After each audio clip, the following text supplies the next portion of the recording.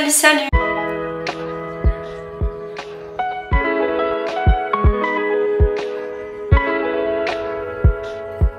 J'espère que vous allez tous bien. Moi franchement, ça va. Je suis bientôt en vacances. Genre, enfin! Je me sens fatiguée. Surtout genre je vois qu'il y a tout le monde sur les réseaux qui est en vacances, ils sont à la plage et tout. Et genre moi là je suis en Suisse, genre il y a une tornade à la Chaux-de-Fonds, genre il y a rien qui va. Qu'est-ce qui se passe les gars? Mais bon, c'est comme ça, c'est la vie, j'espère que la météo, bah ça ira mieux. Aujourd'hui on se retrouve pour une vidéo tout à propos des marques. Et aujourd'hui on va parler de H&M. H&M veut dire Heinz et Moritz, tu savais? Moi je savais pas.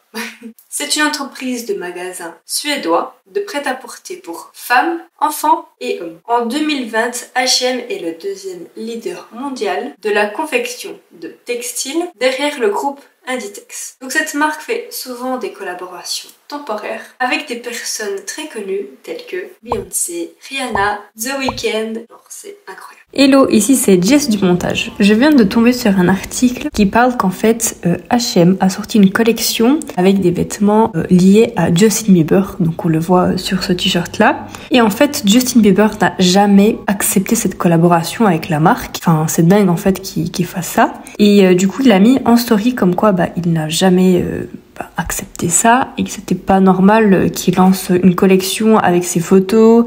Une fois que H&M ont vu ses stories tout ça et que ça a fait parler et tout, H&M a dit que à la base il y avait une procédure en fait qui a été lancée comme quoi Justin devait accepter sauf qu'il ne l'a jamais fait. Et donc par respect à Justin, ils ont enlevé donc toute la collection des magasins et du site internet. En 1940, Erling Persson, c'est un jeune Suédois qui va voyager aux États-Unis. Donc en fait, il part là-bas avec une idée et il pense que son idée est vraiment genre incroyable. Donc son idée était de vendre un vêtement avec une bonne qualité et avec un prix raisonnable. Parce qu'en fait, à l'époque, la mode et les vêtements en fait avaient quand même un coût. C'était plus cher. Aujourd'hui, on est tellement habitué à que les habits soient tellement pas chers qu'on se rend pas compte. Et c'est vrai qu'à fur et à mesure de faire justement des vidéos tout à propos des marques, je me rends compte qu'en fait les vêtements à l'époque étaient chers. Quand ils achetaient... Super.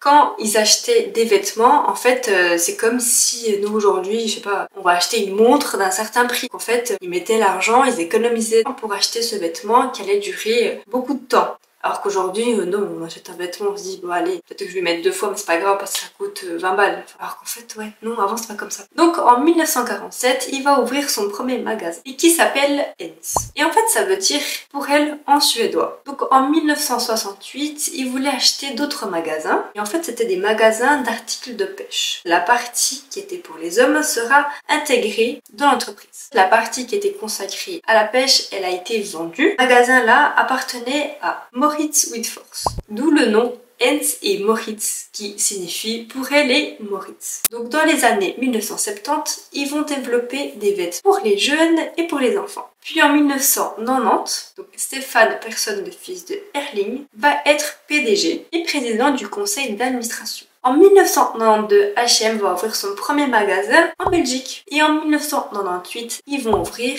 à Paris. Mais ils vont pas s'arrêter là, ils vont ouvrir vraiment des magasins partout dans le monde. C'est vrai que maintenant, à chaque fois que je voyage, il y a tout le temps des H&M partout. C'est à Zurich. Je suis tellement choquée, genre le nombre d'H&M qu'il y a dans cette ville. En 2022, selon le site statista.com, il existe 4465 magasins H&M dans le monde entier. C'est énorme. On va parler du logo H&M. Le premier logo a été fait en 1947. En 1968, il y a eu 2 versions. Donc il y a la version numéro 1 et la version numéro 2. Et en 1999, le logo a une fois changé, mais légèrement. Les polémiques. En 2018, la chaîne suédoise filme et photographie un mannequin en train d'effectuer un saut sur un terrain de handball. Donc cette figure sportive a été réalisée devant un mur où l'artiste urbain américain Jason Williams, donc il avait fait cette peinture, mais en fait il n'a pas été averti que H&M en fait ils fassent leur campagne devant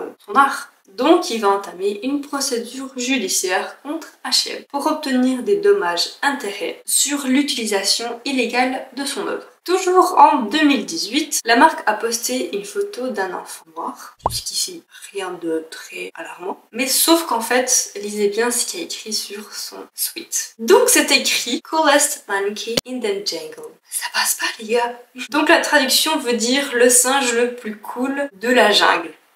Donc beaucoup de gens ont partagé ça sur les réseaux, surtout sur Twitter, les gens n'ont pas arrêté de parler de ça. Et même The Weeknd, qui était un égérie de la marque H&M, a trouvé ça raciste et en fait il a dit qu'il voulait plus faire partie des égéries H&M. Donc en fait il a mis fin à sa collaboration, alors qu'en fait ils collaboraient depuis 2016 ensemble. The Weeknd a dit sur son Twitter: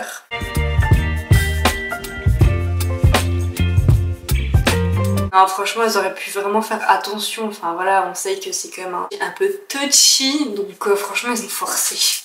Mais le plus grand scandale que H&M a connu, c'est le suivant. Le 2 juin 2014, Canal+ va diffuser un documentaire intitulé « Le monde selon H&M » de Marie Maurice, qui dénonce une exploitation des ouvriers du Bangladesh. Dans sa charte éthique, les promesses d'H&M sont très claires.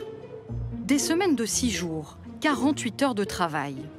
Quant aux heures supplémentaires, elles ne doivent jamais excéder le nombre autorisé par la loi du pays concerné, de 60 heures hebdomadaires maximum ou, en certaines périodes exceptionnelles, 72 heures.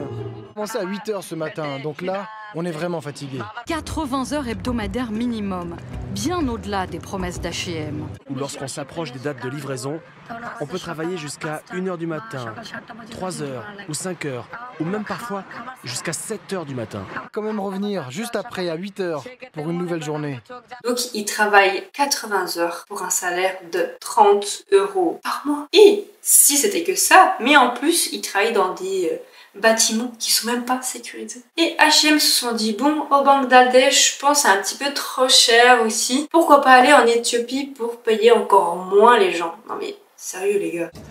Lors d'un entretien soigneusement médiatisé, directement la première ministre bangladaise d'augmenter le salaire minimum légal.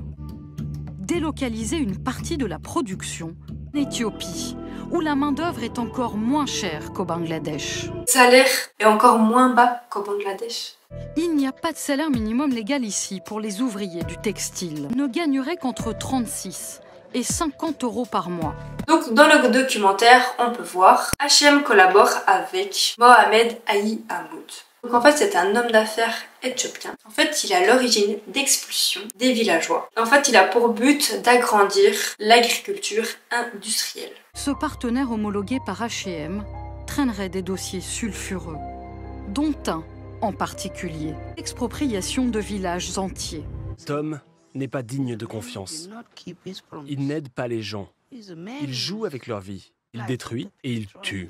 2011, plusieurs associations dénoncent publiquement des expulsions forcées de villages situés sur les terres d'Alamoudi. Le documentaire va aussi mettre en avant que H&M a fait une évasion fiscale. La catastrophe de l'usine de Dhaka. Ceci était le 24 avril 2013. L'effondrement du Rana Plaza. C'était un immeuble dans la capitale du Bangladesh. Cet effondrement a causé 1127 morts pour environ 2500 rescapés. Donc dans ce bâtiment, il y avait plusieurs ateliers de confection qui travaillaient pour plusieurs marques internationales de vêtements. Donc il s'est effondré le matin du 24. C'était à peu près au début de leur travail. 24 avril 2013, 8 heures du matin. 3600 ouvriers entrent dans ce complexe textile. 1 heure plus tard, le Rana Plaza s'effondre sur eux. Voici les premières images de la catastrophe. Durant un mois, secouristes et anonymes fouillent sans relâche les décombres de l'usine pour extraire les survivants. Donc il faut savoir qu'en fait il y avait eu des consignes d'évacuation la veille, mais en fait les responsables ont dit non, vous venez travailler. Si vous venez pas travailler, on va pas vous payer. Je trouve que c'est dingue, je sais pas, tu vois qu'il y a quand même un problème avec le bâtiment et tu laisses quand même les employés dedans, enfin c'est horrible. Donc dans ce bâtiment il y avait aussi des commerces et des banques, et en fait eux ils ont été avertis et en fait ils sont pas allés travailler parce que justement ils ont vu qu'il y avait des fissures dans le mur. L'effondrement du Rana Plaza est le résultat d'une succession de dysfonctionnements et de négligence coupable. Donc numéro 1, on a la corruption des autorités administratives locales par les propriétaires de l'usine, l'inaction et la passivité complice des donneurs d'ordre, silencieux face à l'absence des respects des normes de sécurité élémentaires chez leurs sous-traitants. Donc en gros, H&M en fait devait être sûr que les sous-traitants en fait travaillaient dans des mesures légales avec un bon salaire. Donc en fait tout leur poste devait être bon pour travailler en fait avec ce sous-traitant là. Si exemple il y avait un truc qui allait pas, logiquement H&M devait dire non je travaille pas avec vous. En fait il y a toutes des paperasses qu'il faut vraiment regarder pour être sûr. Et franchement c'est chaud. Parce qu'en fait ils ont un peu fermé les yeux sur ça. Et en plus de ce que j'avais vu, donc cet immeuble là il avait été construit à côté d'un étang. Genre c'est hyper dangereux. Enfin tu sais que du coup le sol déjà il est pas approprié en fait à avoir autant de charges. Parce qu'apparemment ils ont continué à construire des étages au-dessus. Et en fait c'est un peu des papiers qui sont passés. L'enquête révèle ainsi que l'immeuble a été construit puis surélevé sans autorisation ni respect des normes. Plus grave encore, il a été érigé en partie sur un terrain instable, un étang.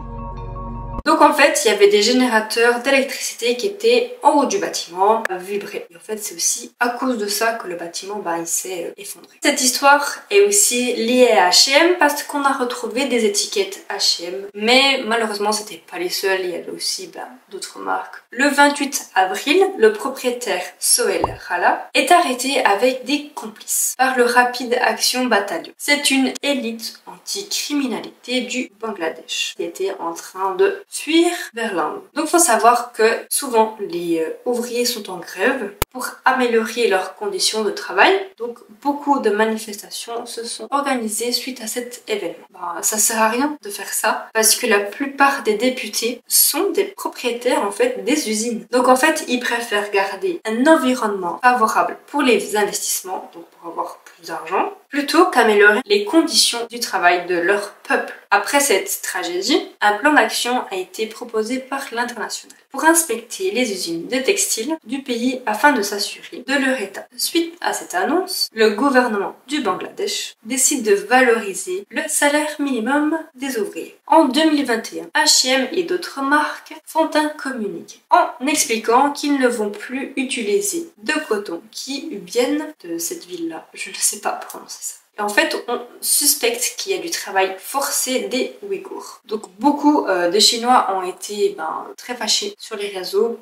Peut-être c'est pas dans toutes les entreprises, donc en vrai c'est quand même compliqué. Surtout que je pense qu'ils se font beaucoup d'argent grâce à ces entreprises-là. Donc si on enlève des gros clients comme ça va être chaud. Et en fait, il y a aussi des stars de ce pays-là qui ont arrêté de collaborer avec du coup H&M après cette décision-là. Donc c'est la fin de cette vidéo, j'espère qu'elle vous aura plu. Moi franchement j'ai vraiment aimé faire cette vidéo, surtout que j'avais déjà quelques petites informations concernant H&M parce que j'avais fait mon TP en fait sur la mode et j'avais du coup parlé d'H&M. Je voulais aussi vous dire que à partir du 1er août jusqu'au 10, je vais publier des vlogs tous les jours parce que du coup je pars en vacances et je me dis que ça peut être quand même pas mal cool de vous faire du coup une vidéo chaque jour. Donc j'espère que vous allez aimer ces petits vlogs que je vais faire. Franchement j'ai trop hâte, surtout que du coup j'ai acheté une nouvelle caméra et j'ai hâte de voir les résultats, de vous montrer tout ce que je vis ces jours-là. N'hésitez pas à mettre